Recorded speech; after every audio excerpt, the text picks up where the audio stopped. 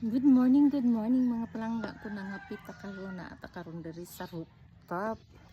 Nga, diri ta nangapi.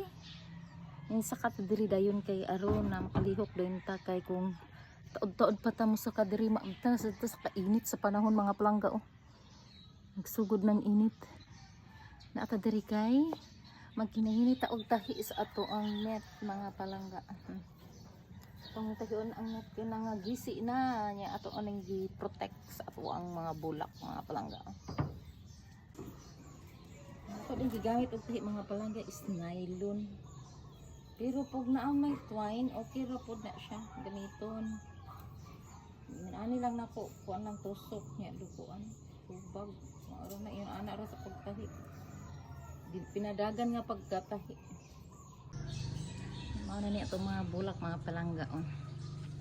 Itong gi-protectionan sa net kaya para nga dili madaot, kinadaot sila itong miagi kay grabe gid ka init oh. Ano na sila